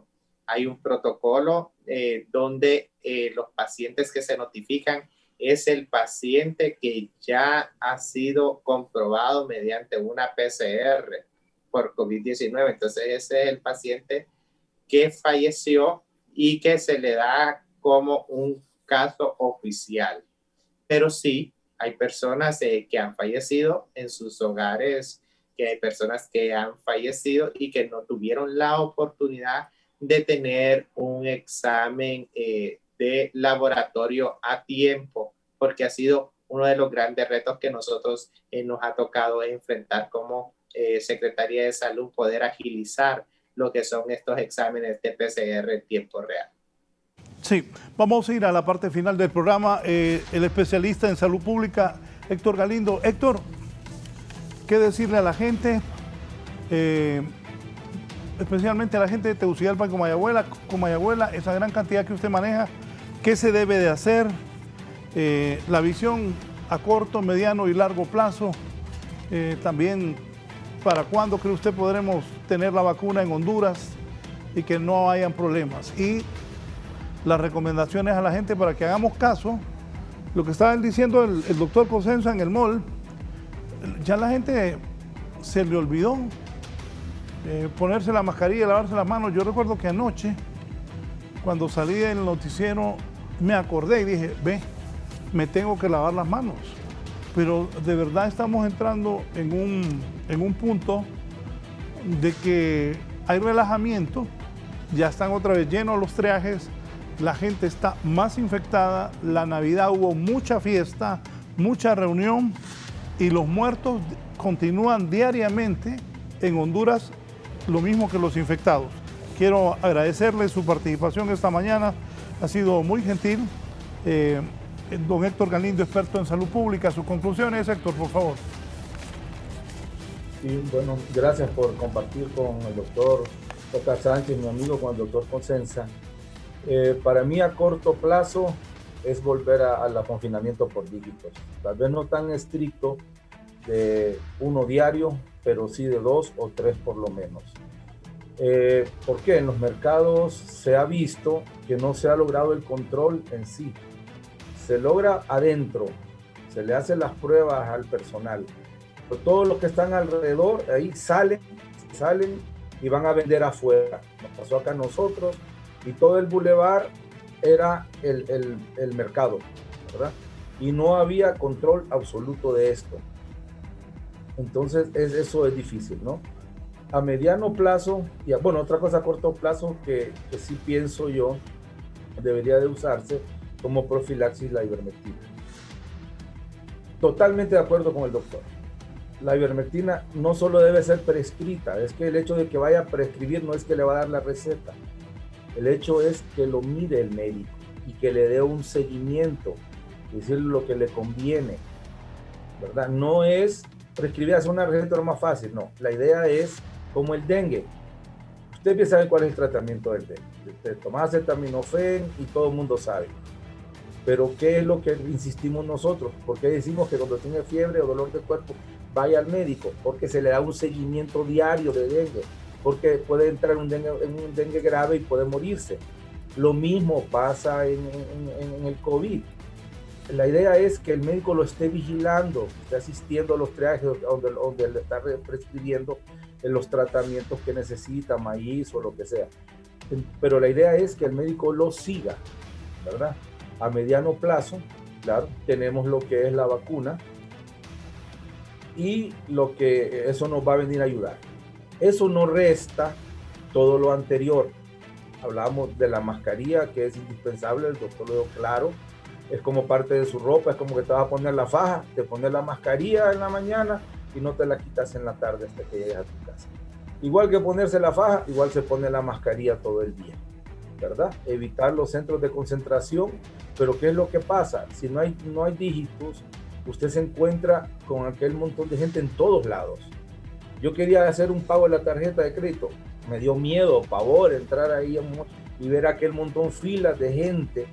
Pero sí, da miedo, no puedo pagarla, y no lo pagan en línea tampoco, o sea, era horrible eso. Menos que me cobren la multa, pero yo no voy a arriesgarme ahí, ¿verdad? Entonces el confinamiento, el digital va a tener que volver a hacerse si quiere reducirse. Recordemos que la epidemia y segunda ola viene empezando y ya están saturados, los trajes ya están llenos, nosotros como centro de salud ya estamos recibiendo mayores. Si ya nosotros recibimos pacientes hoy bastantes, quiere decir que ya los hospitales, los centros de triaje ya están llenos. Entonces, alerta a los compañeros, ¿verdad? Toda epidemia no termina en 6 meses, en un año. Hay epidemias que han durado hasta 10 años que se elimine la epidemia, una pandemia. Entonces, tenemos que vivir con esto, no sé, el próximo 2, 3 años. Y tenemos que empezar a cambiar esas cuestiones de conducta que tenemos. El virus es un ARN, es completamente mutágeno. ¿Por qué no han inventado el virus del VIH, que es un ARN, la vacuna del VIH?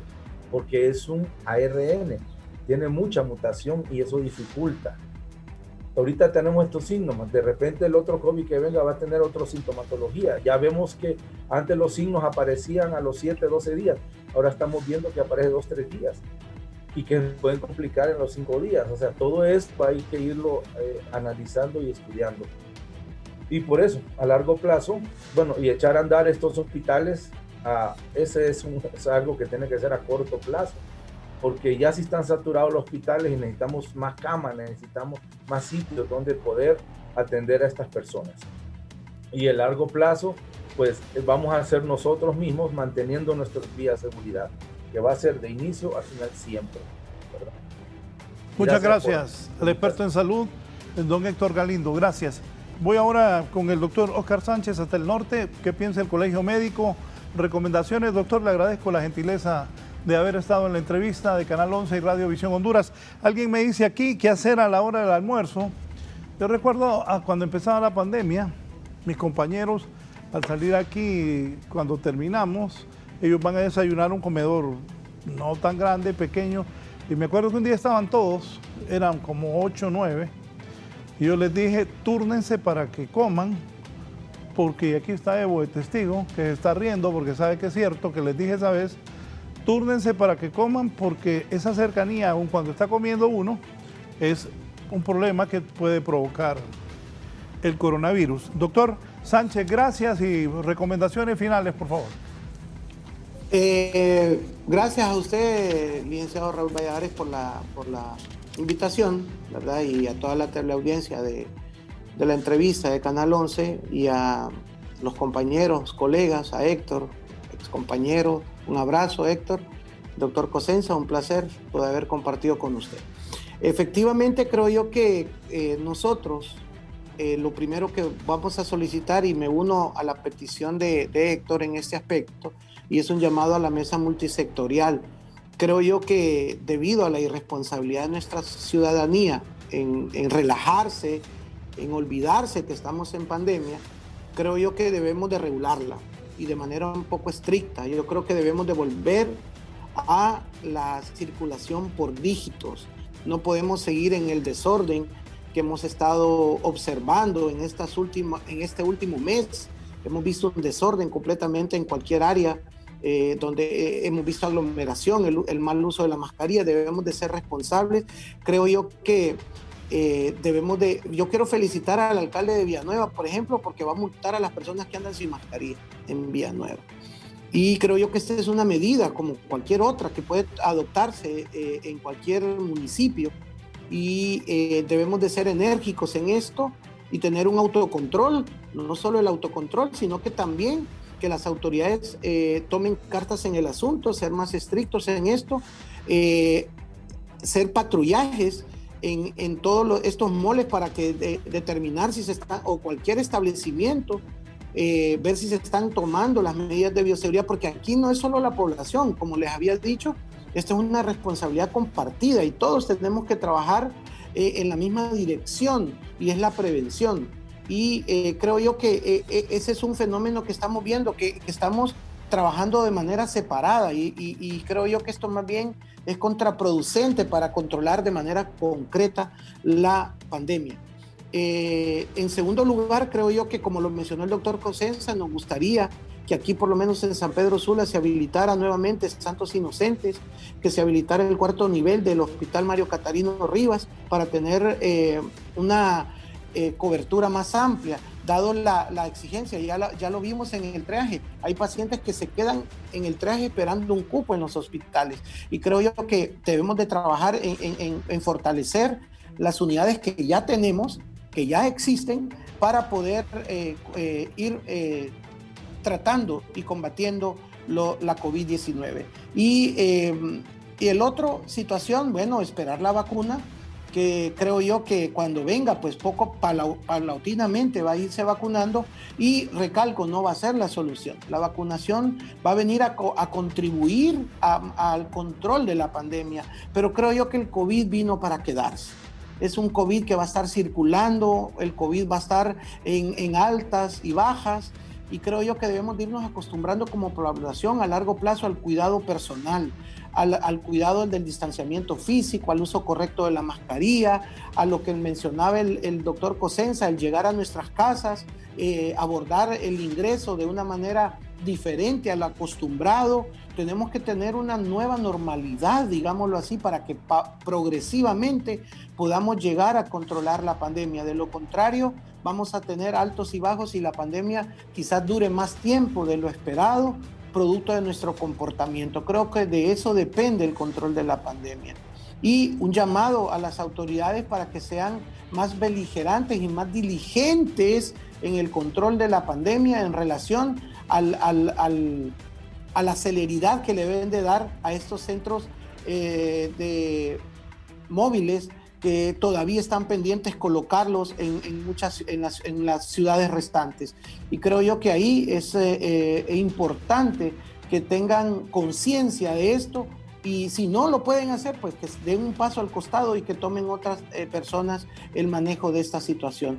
Y un llamado a la población que no se confíe, que siga utilizando las medidas de bioseguridad, que utilice correctamente la mascarilla, que sea responsable. Si usted ve aglomeración de personas, no se llegue a esos lugares. Y algo importante que usted mencionó a la hora del almuerzo, en lugares donde hay una población laborante importante, creo yo que debemos de turnarnos para comer, y algo importante, debemos llevar nuestra propia comida para tener más seguridad aún, para utilizar nuestros propios utensilios y tener el distanciamiento suficiente para poder tomar nuestros alimentos en las horas tanto de almuerzo y cena, que en muchos lugares hay y existen. Y un llamado a la empresa privada también, para que pueda controlar no solo la parte interna de sus empleados, sino que la parte de afuera, de cuando ya sale el empleado, también seguir haciendo campañas. Creo yo que los medios de comunicación juegan un rol muy importante en esto, y debemos de continuar educando a nuestra población. Esperemos y confiemos en Dios que podamos salir de esto. Yo me siento muy fortalecido porque soy sobreviviente de COVID, estuve en una unidad de cuidados intensivos y, como se dice popularmente, la pude contar. Y creo yo que el COVID está ahí, va a seguir ahí, y tenemos que aprender a vivir con él, pero tenemos que ser muy responsables ante toda esta situación. Sí, muchas gracias, muy gentil, doctor, por haber participado esta mañana con nosotros. El doctor Oscar Sánchez, y les voy a decir algo, me dio temor lo que dijo el doctor, porque yo padezco de las vías respiratorias, lo he dicho varias veces, y eso que dijo el doctor, que el COVID vino para quedarse. Hay que tener sumo cuidado para no infectarnos y no morir, porque el coronavirus diariamente se lleva a hondureños, mata a los hondureños y siguen las infecciones. Gracias, doctor. Cierro con el doctor Cosenza. Por cierto, lo felicito, doctor, ha hecho una buena labor en el norte del país, donde le fue asignado desde los primeros días de la pandemia. Y lo mejor, y ojalá que lo escuchen también para que opere bien ese hospital móvil de San Pedro Sula y brinden todos los insumos necesarios, las pruebas necesarias, no sé, más camas, todo lo que se necesite, porque San Pedro, el departamento de Cortés y Francisco Morazán, y más Tegucigalpa y San Pedro Sula son los focos de la pandemia en Honduras. Doctor Cosenza. Sí, licenciado Raúl, muchas gracias a usted por permitirnos llegar con estos dos grandes colegas, tanto con el doctor Oscar Sánchez como también con el doctor Héctor Galindo, y poder llegar a la población con estos mensajes de mucha importancia, en el cual son vitales en este momento que estamos viviendo en el país.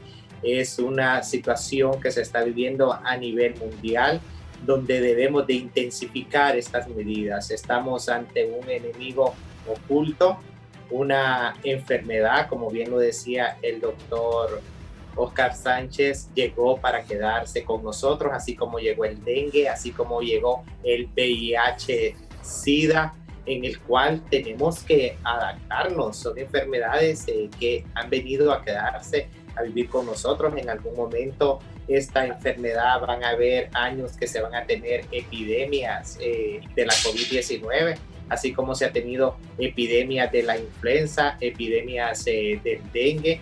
Si bien es cierto, una vacuna que va a venir para controlar lo que es la COVID-19, pero no para eliminar la COVID-19, sino que para controlar la COVID-19. Todo este 2021 debemos de continuar con todas estas medidas de bioseguridad. Ya lo ha dicho la Organización Mundial de la Salud, que no es que en el 2021 se va a controlar lo que es la pandemia de la COVID-19, sino de que vamos a iniciar un proceso de vacunación, y lo que antes era ante la COVID-19, me acuerdo que al inicio la misma Organización Mundial de la Salud decía que no se debería de utilizar mascarilla, que la mascarilla solo la debería de utilizar la persona que era enferma. Aquí nos ha tocado ir aprendiendo a todos en el paso de esta enfermedad de COVID-19. Así de que en nuestras manos está. Juntos vamos a poder dar esa lucha contra la COVID-19, todos los hondureños, utilizando la mascarilla, el lavado frecuente de manos, guardar la distancia. Nosotros también, yo creo que tenemos que ser enfáticos. Si una persona se acerca y nos habla sin mascarilla o con la mascarilla mal puesta, decirle, anda la mascarilla mal puesta, busca ponerte mascarilla. Tenemos que decirlo a la población y no nos debemos de cansar. Por lo menos mi persona no se va a cansar, y yo sé que mis colegas con los que hemos compartido este panel el día de hoy tampoco no se van a cansar de estar llegando con esos mensajes a la población que tanto lo necesita. Pero solo juntos vamos a poderle dar el frente a esta pandemia, licenciado Raúl. Gracias al señor viceministro de Salud Pública, el doctor Roberto Cosenza, que ha participado con nosotros, y con el especialista Héctor Galindo y el doctor Óscar Sánchez, hablando de esto del coronavirus. Ojalá, compatriotas, que tomemos las recomendaciones que estos tres distinguidos personas que han participado esta mañana nos han dado. El coronavirus diariamente mata a hondureños. Mostré traje, Tegucigalpa y San Pedro Sula están llenos. Voy a un rápido resumen noticioso.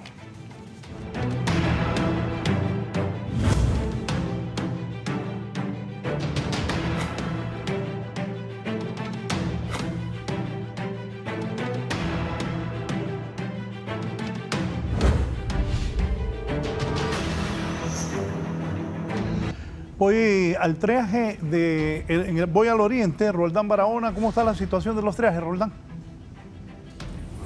Gracias, licenciado Raúl Valladares, en estudios de Canal 11, en la entrevista.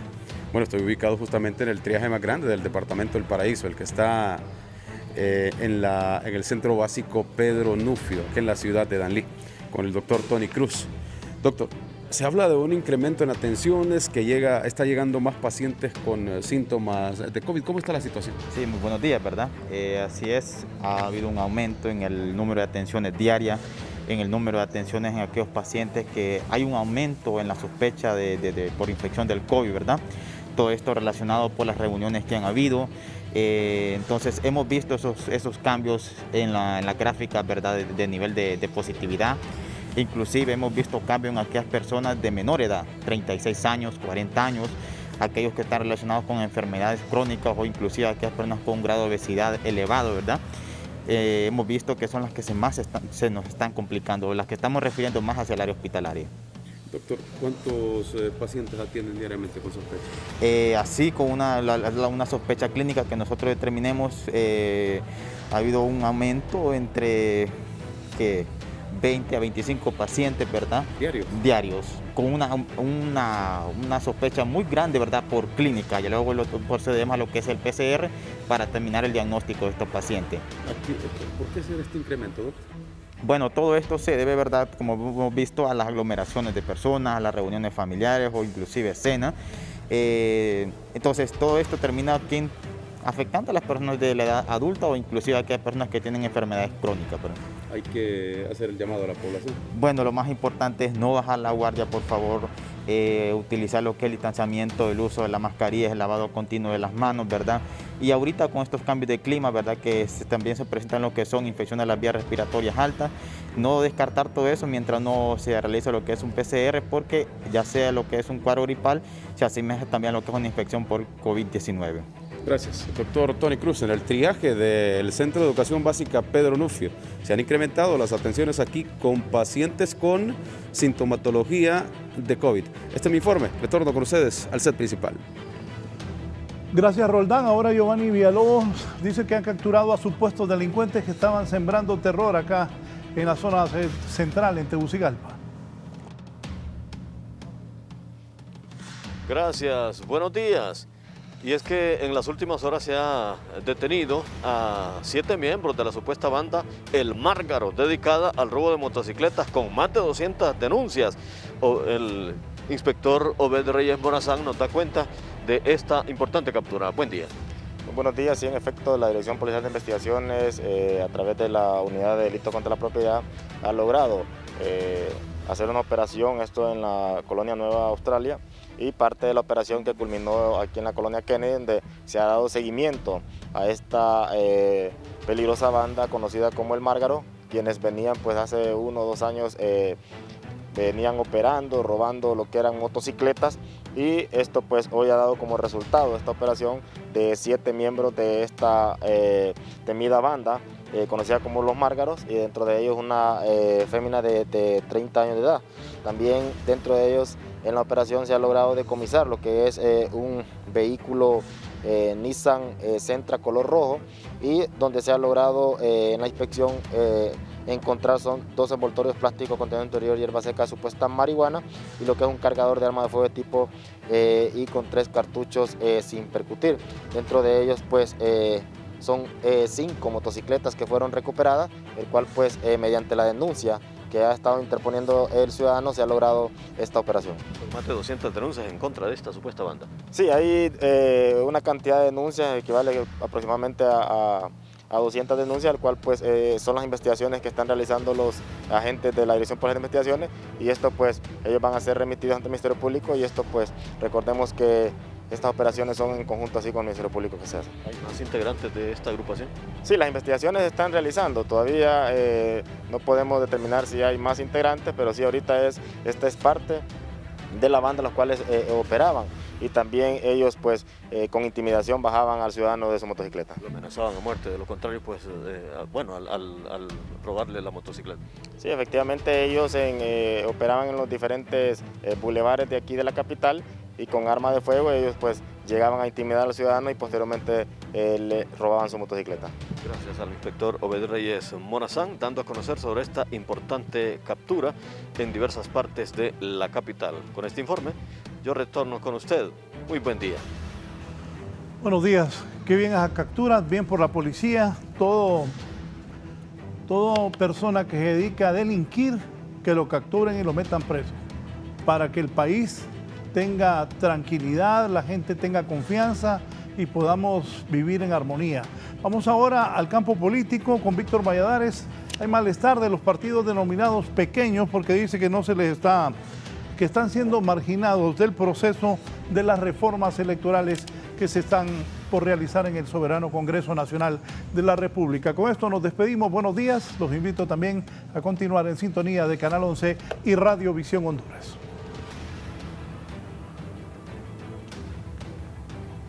Buenos días, Fernando. Tal como lo indicas, me ha acompañado don Hugo Maldonado. Y pues, don Hugo, ¿cómo podemos interpretar todo este tipo de hechos que no estamos acostumbrados realmente nosotros en Honduras a verlos muy a menudo? Buen día, amigo Víctor. Un placer saludarle, Fernando, a la distancia y demás compañeros. Fíjese lo que usted ha dicho ahorita. No estamos acostumbrados. Nos llama poderosamente la atención. A pesar de que usted tiene 15, 20 años en el periodismo. Más o menos. Yo tengo 38 años de estar en el Comité de Derechos Humanos siendo activista de derechos humanos. Y les sabré decir, Víctor, que haciendo un análisis de todos estos hechos macabros, he llegado a la hipótesis como organismo de derechos humanos que es un grupo ejecutor preparado para hacer estos actos criminales a nivel del país.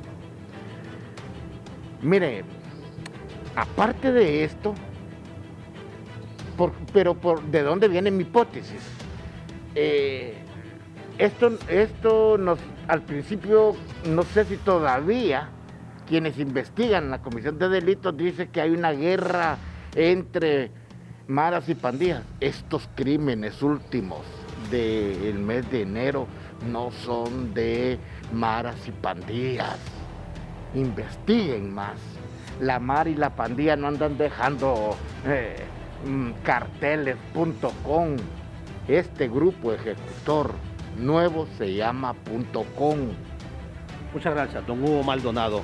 Él es reconocido analista en temas de derechos humanos, también activista de los derechos humanos, ya lo dijo él, por muchos años, y nos ha dado su punto de vista respecto a estos hechos. Reiteramos que afortunadamente en el pasado no se vivía en Honduras, pero desafortunadamente los estamos viviendo y es una realidad. Compañeros, yo regreso con ustedes al set principal de 11 Noticias. Buenos días.